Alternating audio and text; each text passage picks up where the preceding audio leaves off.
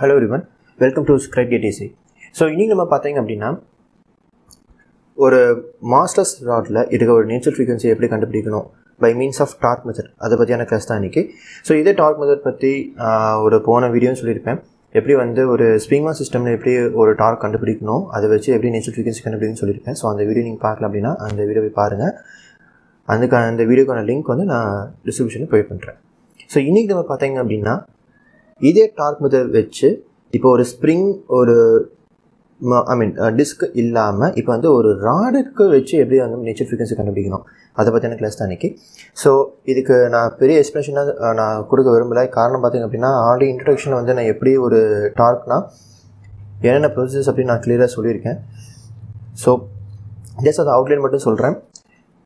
So dark first ஒன்று பார்த்திங்க அப்படின்னா டார்க்னால் என்ன நம்மளுக்கு நல்லா தெரியும், ஃபோர்ஸ் அதுக்கான பெர்பெண்டிகுலர் டிஸ்டன்ஸ். இதுதான் வந்து ஒரு டார்க். ஃபைன், சரிங்களா? ஸோ இப்போ இந்த ஃபோர்ஸை கண்டுபிடிச்சிட்டு அதுக்கான பெர்பெண்டிகுலர் டிஸ்டன்ஸ் நம்ம கண்டுபிடிச்சிட்டோம் அப்படின்னா நம்ம வந்து டார்க்கை கண்டுபிடிச்சிடலாம். ஸோ இப்போ என்ன டார்க் மெத்தடை பொறுத்த வரைக்கும் நம்ம எப்பவுமே எல்லா எலமெண்ட்ஸ் இருக்க ஒரு டார்க்கையும் நம்ம கண்டுபிடிக்கணும். அதுக்குமே சம்மேஷன் பண்ணிவிட்டு இனிஷியல் டார்க் கூட ஆட் பண்ணணும், அவ்வளோதான். அதாவது இது பேர் தான் டிஎம்எஸ் பிரின்சிபல் இல்லையா? The summation of all the torque with the initial torque. அந்த இனிஷியல் டார்க்கோடு ஆட் பண்ணும்போது எல்லா டாக்ஸையும் ஆட் பண்ணி இனிஷியல் டார்க்கோடு ஆட் பண்ணிட்டேன் அப்படின்னா அது நெட்டு சம்மேஷன் வந்து எனக்கு 0 வரணும். இது பேர் தான் பார்த்தீங்க அப்படின்னா டிஎம்எஸ் பிரின்சிபல், சரிங்களா? ஸோ இப்போ நம்ம வந்து சொல்யூஷன் கொடுக்கலாம். ஸோ இதில் பார்த்தீங்கன்னா A to B வந்து ஒரு ராட் இல்லையா? A to B வந்து ராட். இந்த ராடோட வெயிட்டை வந்து பார்த்தீங்கன்னா 2 ஸ்ப்ரிங் வந்து எனக்கு காம்போசிட் பண்ணிட்டுருக்கு. ஸோ வெயிட் ஆஃப் ராடை வந்து பார்த்திங்கன்னா 2 ஸ்ப்ரிங் வந்து என்ன பண்ணுது, காம்போசிட் பண்ணுது. இப்போ எப்பவுமே என்கிட்ட ஒரு ராட் மாதிரி இருந்துச்சு அப்படின்னா, எக்ஸாம்பிள் வந்து நான் இந்த பாயிண்ட் A சொல்கிறேன் அண்ட் இந்த பாயிண்ட் Bன்னு சொல்கிறேன்னு வச்சுக்கோங்களேன். இப்போ நான் ஒரு பிடிச்சி இந்த ராடை வந்து இப்படி கீழே தள்ளும்போது ஆட்டோமேட்டிக்காக இப்போ எப்படி எனக்கு ராட் மூவ் ஆகும், எப்படி ப்ரொஜெக்ட் ஆகும் என் வியூவில், இந்த A பாயிண்ட் வந்து மேலே போய் இந்த B பாயிண்ட் வந்து கீழே வரும். நம்ம பிடிச்சி அந்த ராடை கீழே இருக்கும்போது நல்ல ஒரு ரீஜன் இப்போ ஏசின்னு வச்சுக்கலாம். அப்போ ஆட்டோமேட்டிக்காக இந்த A to C ரீஜன் வந்து மேலே போகும், A to C வந்து மேலே போகும். அதே மாதிரி C to B வந்து பார்த்திங்கன்னா எனக்கு வந்து கீழே வரும். கரெக்டாக? இப்போ அதே மாதிரி தான் இங்கே இந்த ராடை பிடிச்சி நான் இப்படி இழுக்கும்போது ஆட்டோமேட்டிக்காக எனக்கு வந்து இந்த C to B ரீஜன் என்னன்னு பார்த்தீங்கன்னா எனக்கு கீழே வருது. C to B ரீஜன் வந்து எனக்கு இப்படி கீழே வருது. அண்ட் C to A பார்த்திங்கன்னா எனக்கு வந்து மேலே போகுது. ஓகே, C to A வந்து இப்போ மேலே போகுது. ஸோ இந்த நடுப்பட்ட ஆங்கிள் அந்த ராடுக்கும் இப்போ இந்த இனிஷியல் பொசிஷனுக்கும் இப்போ ஃபைனல் பொசிஷன் இருக்க அந்த ஆங்கிள் பார்த்திங்கன்னா அதான் வந்து தீட்டா. ஸ்லோப், இந்த ஸ்லோப் வந்து மாறாது, ஸ்லோப் வந்து same for the both ends. 2 இடத்துலையுமே ஸ்லோப் வந்து சேமாக தான் இருக்குமே தவிர ஸ்லோப் மாறவே மாறாது, சரிங்களா? ஓகே, ஸோ இப்போ இந்த C to B ரீஜன் கீழே வரும்போது எனக்கு இந்த ஃபஸ்ட்டு ஸ்ப்ரிங் என்ன ஆகுது, இது வந்து ஃபஸ்ட்டு ஸ்ப்ரிங்கு இல்லையா? இது வந்து ஃபஸ்ட்டு, இது வந்து செகண்ட் ஸ்ப்ரிங். ஸோ இந்த C to B ரீஜன் இப்போ கீழே வரும்போது டிஸ்டன்ஸ் தந்த பின்னாடி அந்த ஸ்ப்ரிங் வந்து எப்படி வருதுன்னு பார்த்தீங்கன்னா எனக்கு வந்து ஸ்ட்ரெச் ஆகும். ஸோ ஸ்ட்ரெச் ஆகும்போது எனக்கு ஃபோர்ஸ் வந்து எனக்கு இப்படி வருது. அதே மாதிரி இந்த C to A மேலே போயிருக்கனால இந்த செகண்ட் ஸ்ப்ரிங் என்ன ஆகுது, எனக்கு ஆட்டோமேட்டிக்காக கம்ப்ரெஸ் ஆகுது. ஸோ அதோட ஃபோர்ஸ் வந்து டைரக்ஷன் இப்படி, அதோட ஃபோர்ஸ் டைரக்ஷன் வந்து எனக்கு இப்படி இருக்கும். இப்போ ஒருவேளை அந்த டிஸ்டன்ஸ் நான் விட்டுட்டேன், ஓகே, அந்த டிஸ்டன்ஸ் நான் விட்டுட்டேன் அப்படின்னா இந்த C to B ரீஜன் மறுபடியும் மேலே வருது. அப்போ மேலே வரும்போது என்னன்னு பார்த்தீங்கன்னா இந்த ஃபஸ்ட்டு ஸ்ப்ரிங் கம்ப்ரெஸ் ஆகி எனக்கு ஃபோர்ஸை வந்து இந்த டைரக்ஷனை கொடுத்துட்ருக்கோம். அதே மாதிரி இந்த C to A வந்து இப்போ கீழே வரும்போது செகண்ட் ஸ்ப்ரிங் வந்து ஸ்ட்ரெச் ஆகி எனக்கு அங்கே டென்சைல் ஃபோர்ஸ் ஆக்ட் ஆகுது, சரிங்களா? டென்சைல் ஃபோர்ஸ் ஆக்ட் ஆகும். ஸோ இதுதான் வந்து ஒரு general outline for marking the forces. But நம்மளுக்கு இன்னும் சால்வ் ஆகலை. இப்போ தான் நம்ம சொல்யூஷனை கொடுக்க போகிறோம். எப்பவுமே ஒரு ஃபோர்ஸ் டு த ஸ்ப்ரிங் அப்படின்னு இருக்கும்போது பார்த்தீங்கன்னா இந்த force due to the spring அப்படின்னு சொல்லும் போது அது எப்பவுமே பார்த்தீங்கன்னா எனக்கு வந்து K டைம்ஸ் டெல்டாக்கு ஈக்குவலாக இருக்கும். இப்போ டெல்டா பார்த்தீங்கன்னா எனக்கு R டைம்ஸ் ஆஃப் தீட்டா. டெல்டாங்கிறது டிஃப்ளெக்ஷன், தீட்டாங்கிறது ஸ்லோப்பு, ஆருங்கிறது டிஸ்டன்ஸ்.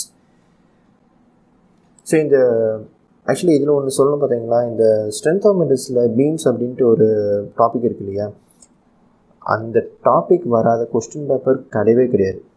நீங்கள் எந்த எக்ஸாம் போனாலுமே மெஜாரிட்டி ஆஃப் கொஸ்டின்ஸ் வந்து ஸ்ட்ரென்த் ஆஃப் மெட்டல்ஸ் வந்து கண்டிப்பாக beam, slope, deflection, strain energy and காஸ்டிங்கானஸ் தியரம் அப்படி மொத்தம் 5 இருக்குது. இது 5 தான் அதிகமாக கேட்டுக்கிட்டே இருப்பாங்க. ஸோ அது நான் ஸ்ட்ரென்த் ஆஃப் மெட்டல்ஸ் இருக்கும்போது கண்டிப்பாக அதை நான் சொல்கிறேன். எப்படி வந்து ஒரு வீமில் வந்து ஒரு ஸ்லோப் கண்டுபிடிங்க, எப்படி ஒரு டிஃப்ளெக்ஷன் கண்டுபிடிங்க சொல்கிறேன். ஸோ இப்போதைக்கு ஜஸ்ட் இது மட்டுமே பண்ணிக்கோங்க. டெல்டாங்கிறது ஆர் டீட்டா, வேறு டெல்டா டிஃப்ளெக்ஷன், டீட்டாங்கிறது ஸ்லோப்பு. ஸோ இப்போ நம்ம அதை தான் வச்சு நம்ம சால்வ் பண்ண போகிறோம். நான் FS1 அப்படின்னு போட்டேன் அப்படின்னா force due the first spring, FS2னா force due the second spring. So இது மட்டும் நல்லா வச்சுக்கோங்க, சரிங்களா? ஓகே, ஸோ இது கொஞ்சம் கீழே தள்ளிட்டு ஃபஸ்ட்டு ஸ்ப்ரிங் FS1. ஸோ இந்த FS1 என்ன சொல்லுவோம், எனக்கு வந்து K டைம்ஸ் ஆஃப் Δ1 இல்லாட்டி K1 Δ1 அப்படி கூட சொல்லலாம். ஸோ ஃபஸ்ட்டு ஸ்ப்ரிங்கோட ஸ்டிஃப்னஸ் வந்து எனக்கு கேவாக தான் இருக்குது, நோ ப்ராப்ளம். ஸோ Δ1 பார்த்தீங்கன்னா எனக்கு வந்து R1 θ1, okay, R1 θ1.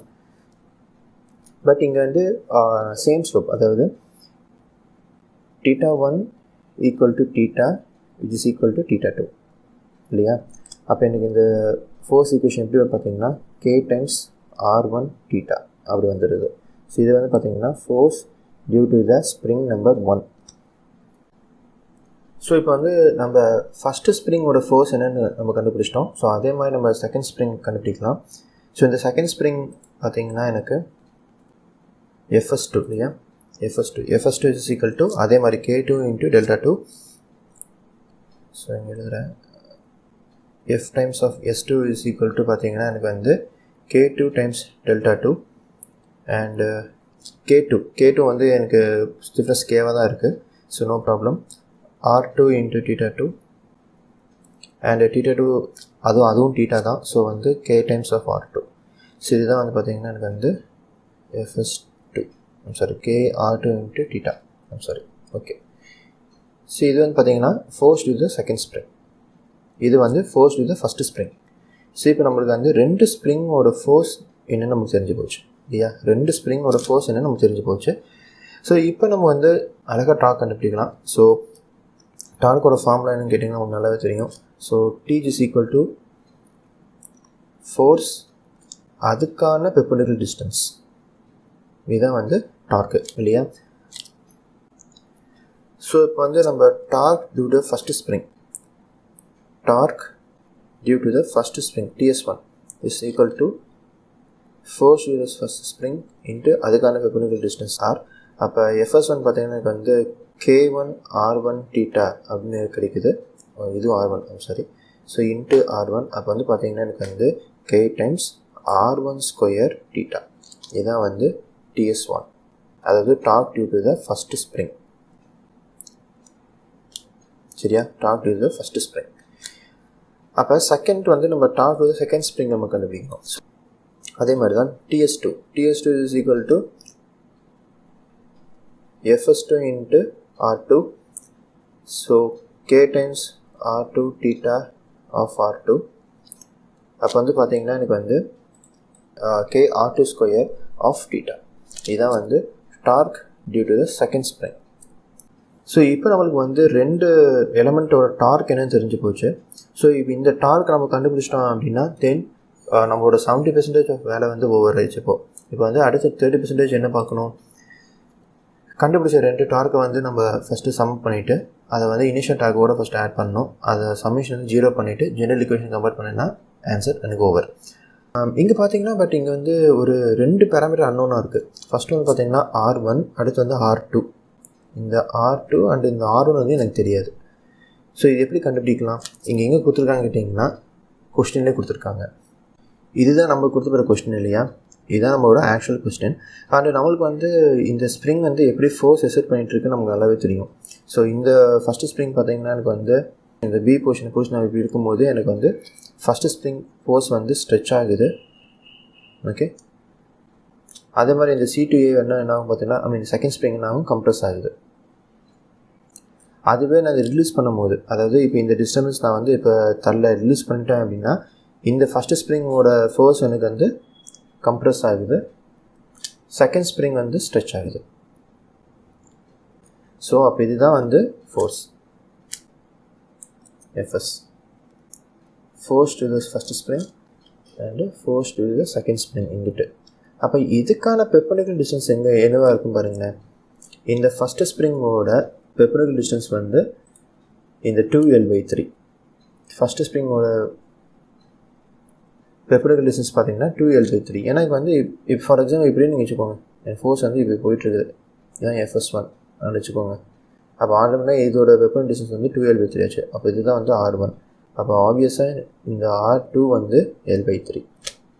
So R1 and R2 இப்போ நம்மளுக்கு நோன். ஓகே, இப்போ நம்ம வந்து அந்த R1 அண்ட் R2 வேலையை போய் நம்ம அந்த டார்க்கில் சப்ஸ்டிட் பண்ணும்போது எனக்கு TS1 பார்த்தீங்கன்னா நம்ம ஆல்ரெடி கண்டுபிடிச்சி வச்சுருக்கோம். TS1 பார்த்தீங்கன்னா எனக்கு வந்து K times R1 square of தீட்டாக்கு ஈக்குவலாக இருக்குது அப்படின்ட்டு.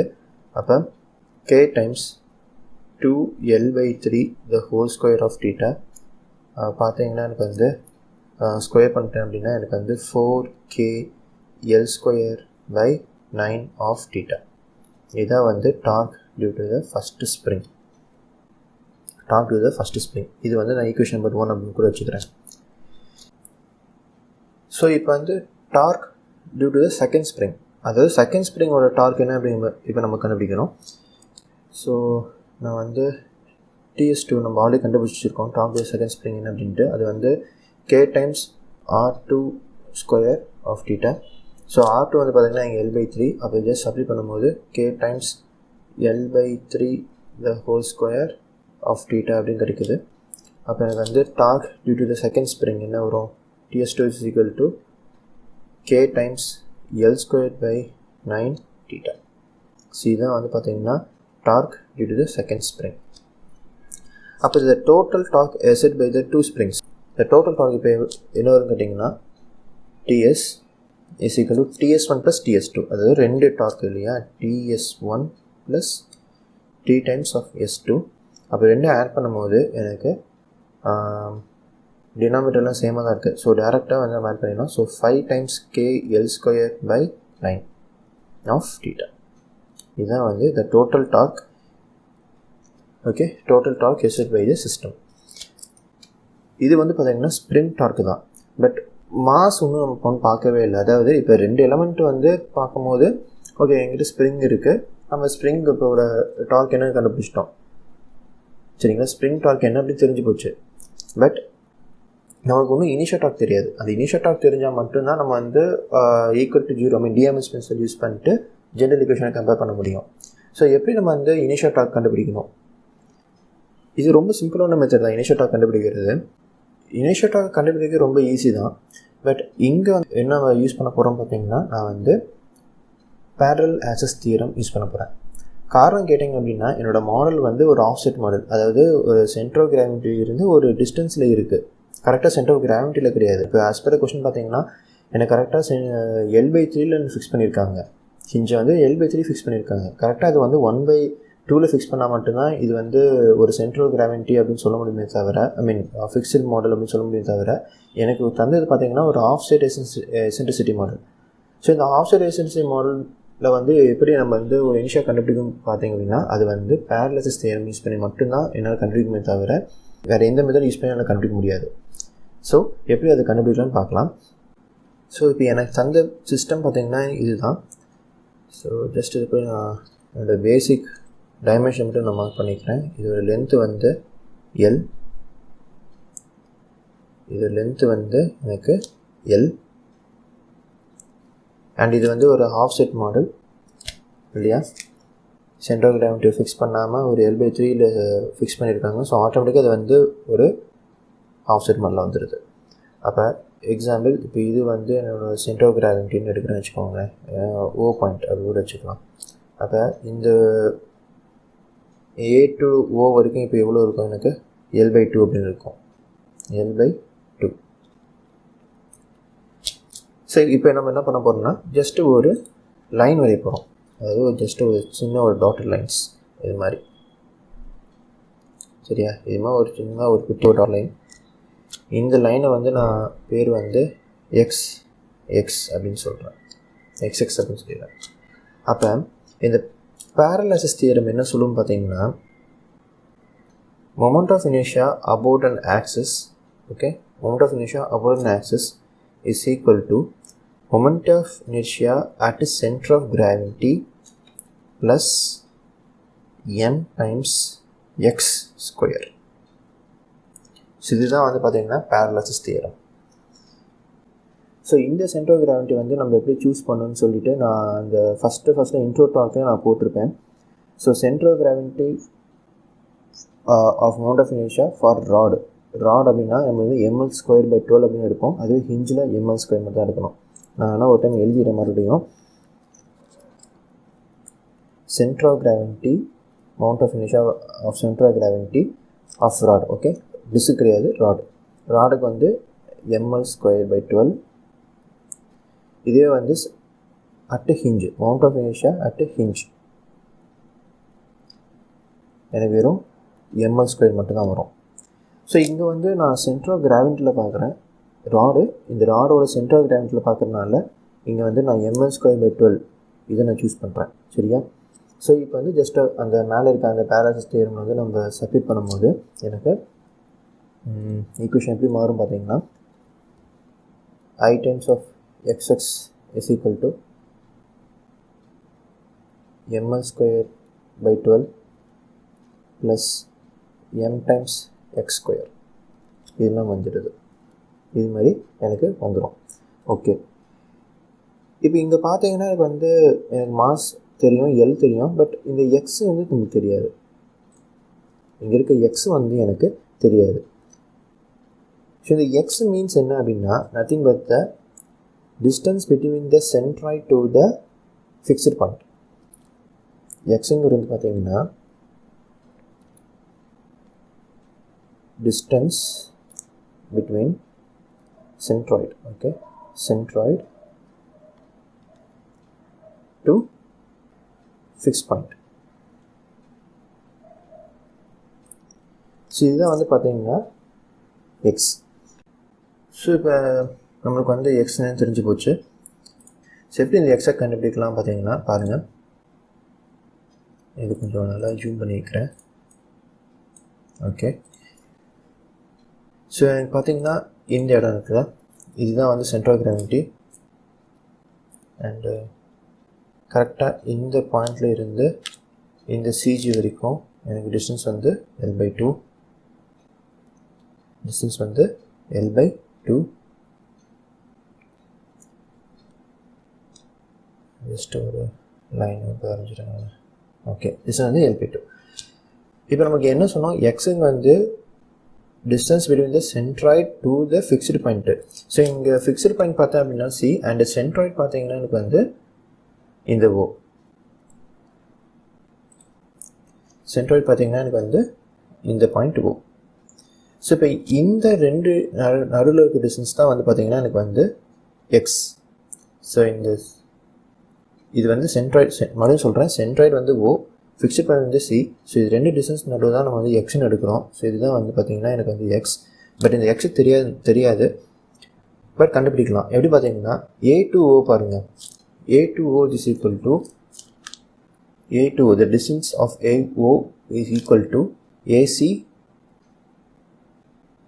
plus CO, AC plus CO.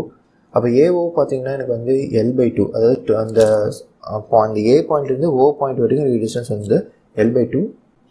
AC வந்து பார்த்திங்கன்னா எனக்கு வந்து L/3, அண்ட் இந்த CO தான் நம்ம வந்து எக்ஸ்ன்னு வச்சுருக்கோம்.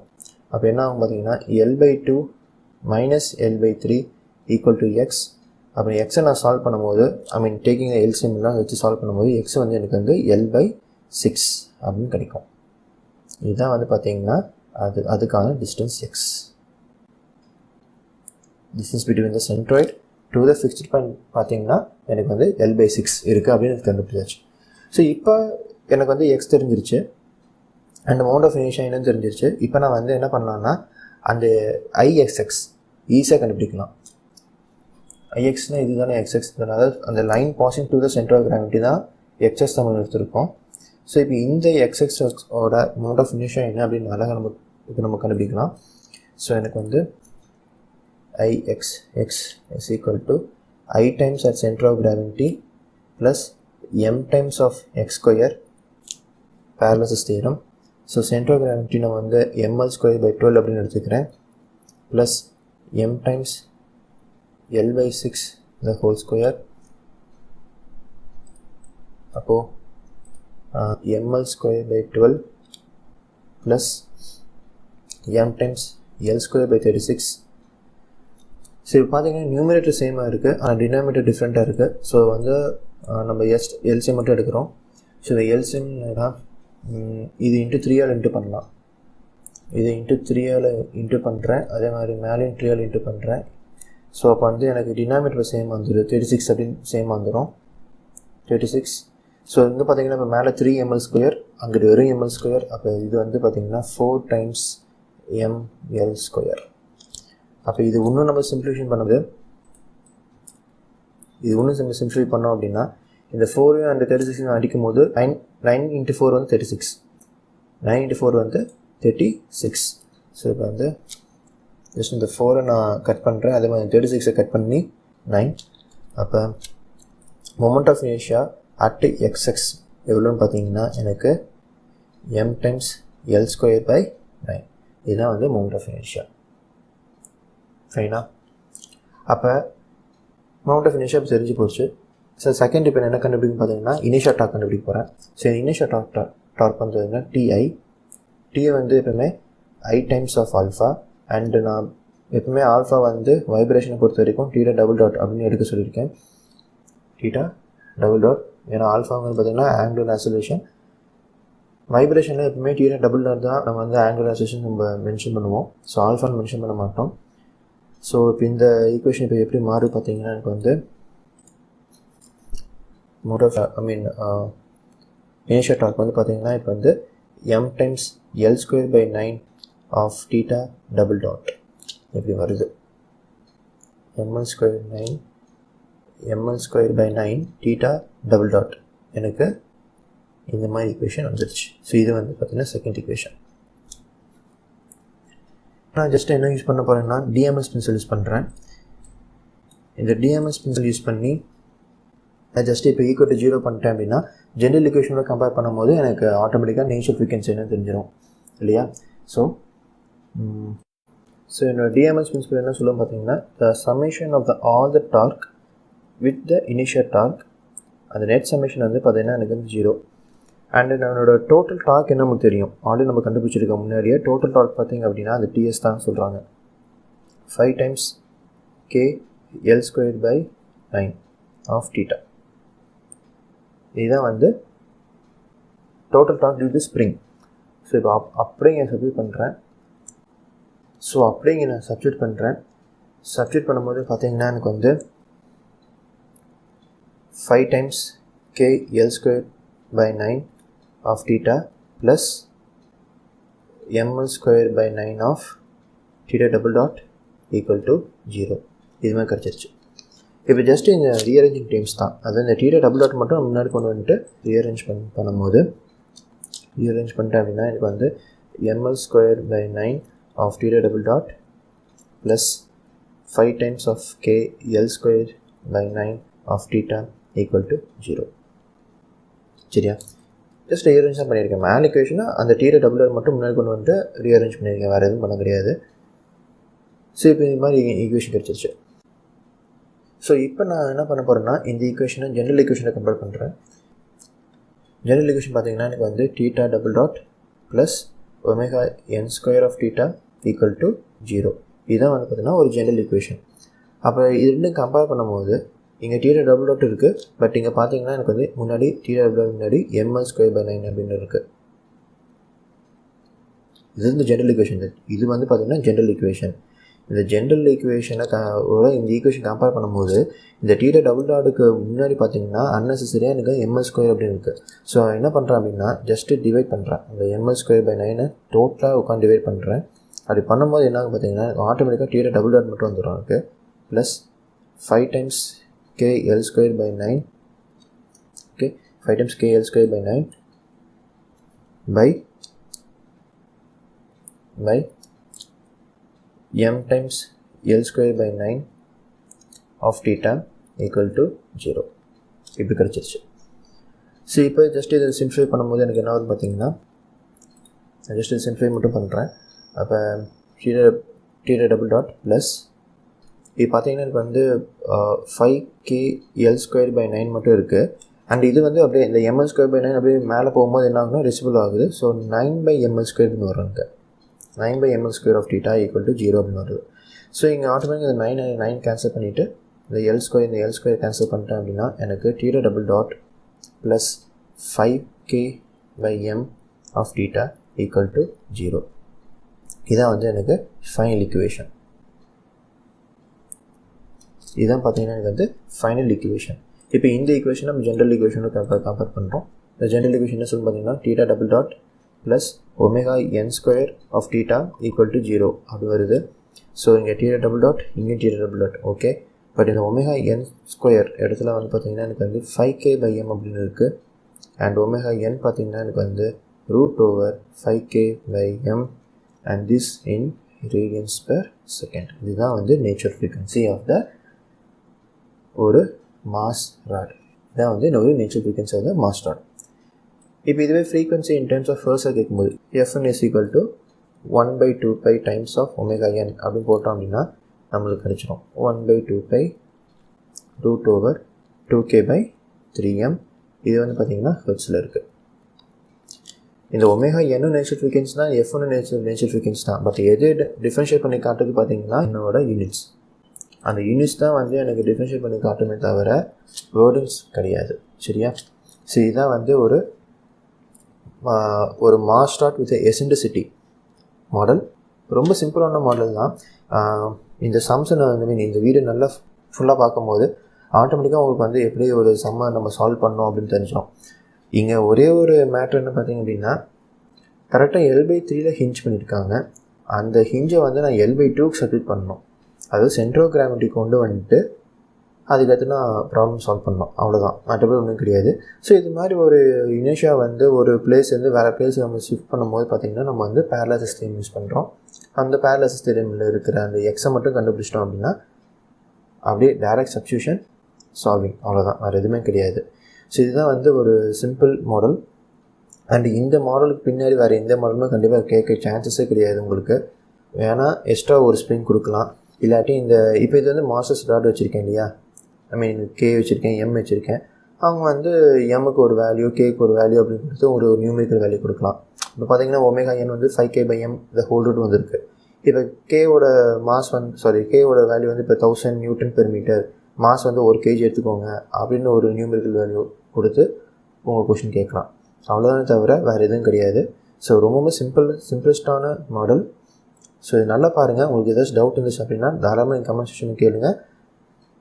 நம்ம வந்து ஃபர்தர் ஒன்று இம்ப்ரூவ்மெண்ட் பண்ணிக்கலாம். சரிங்களா?